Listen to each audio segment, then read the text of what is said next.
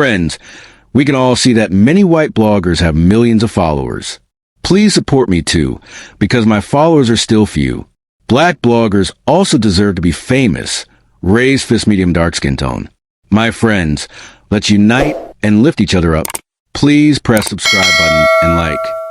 In the heart of a small town in Arkansas, a seemingly ordinary day turned extraordinary when Judge Terrence Malcolm Everett found himself at the center of a storm that would challenge the very fabric of justice. After a long drive from a legal conference in Topeka, Kansas, he stopped at a rest area near Coffeyville, Arkansas, seeking a moment of peace. Dressed casually in a gray polo and jeans, he was just a man taking a break, unaware that his life was about to change forever. As he stretched under the shade of a tree, his phone buzzed with a call from his wife, Yvonne. They chatted about mundane things, dinner plans, their son Marcus' report card, when two sheriff's deputies pulled into the lot. The first, Deputy Brent Callahan, tall and imposing, and the second, Deputy Dustin McDarray, shorter and stockier, approached him with an air of authority that felt all too familiar. "Sir, can you hang up the phone?" Callahan said, his hand resting on his belt. Terrence, confused, asked what the issue was.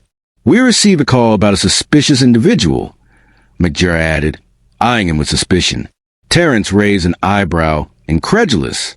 "I'm Judge Everett. I'm just taking a break." He reached for his wallet to show his ID, but the deputies weren't interested. "Place your hands on the hood of the vehicle," Callahan ordered, his tone shifting from authoritative to aggressive. Terrence felt a wave of disbelief wash over him. "You're detaining me without cause," he replied, his voice steady.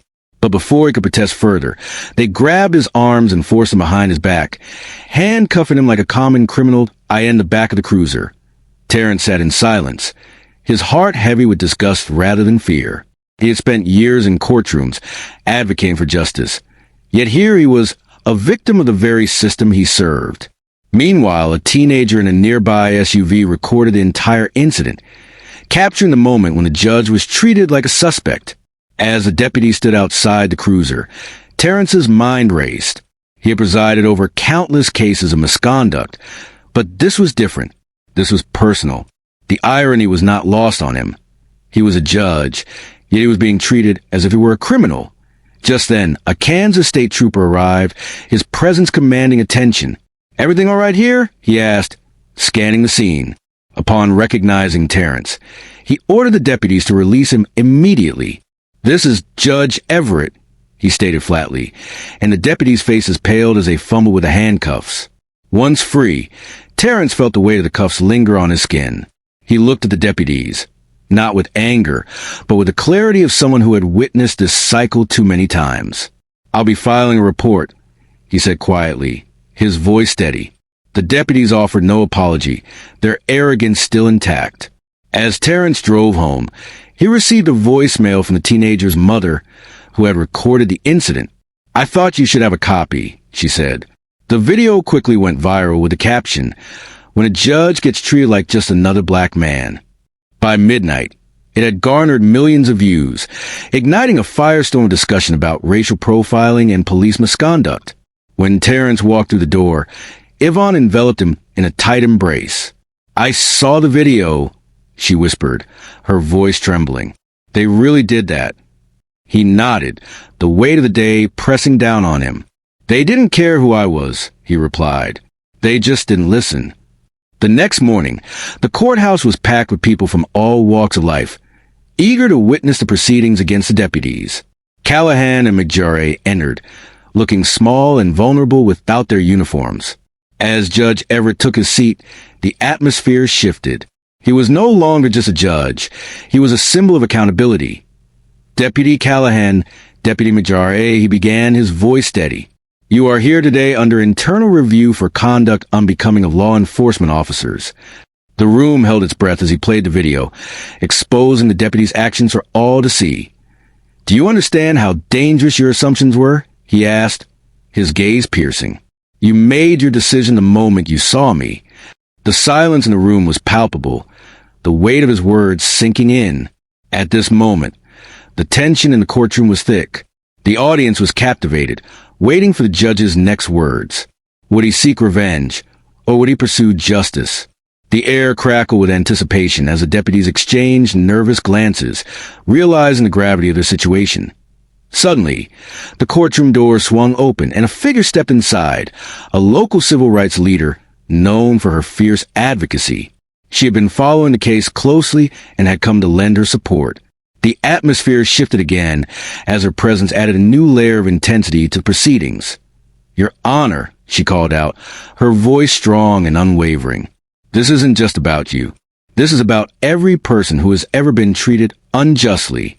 We need to ensure that this moment leads to real change." Terrence nodded, feeling the weight of her words. He understood that this was not just a personal battle.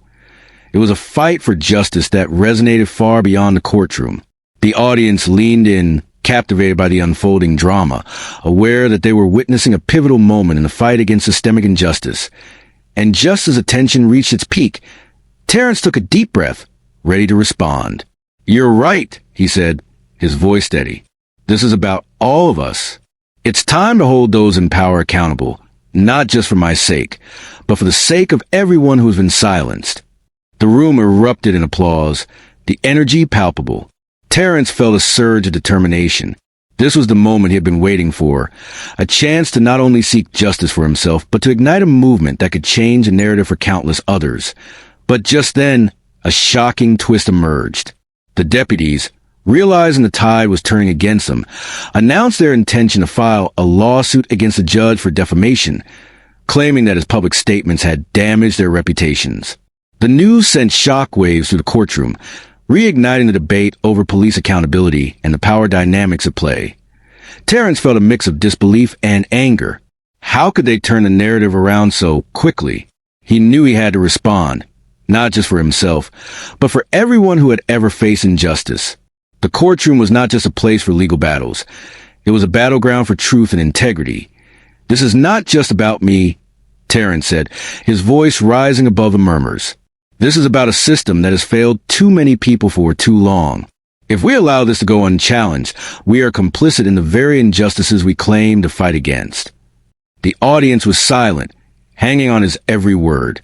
The stakes had never been higher, and Terrence knew that this was a defining moment, not just for him, but for the entire community.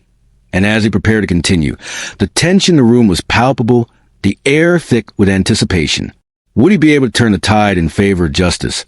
Or would the deputy succeed in silencing him once again? Dear listeners, did you enjoy today's story? If you are interested in the fate of our heroes, we will definitely prepare the next parts.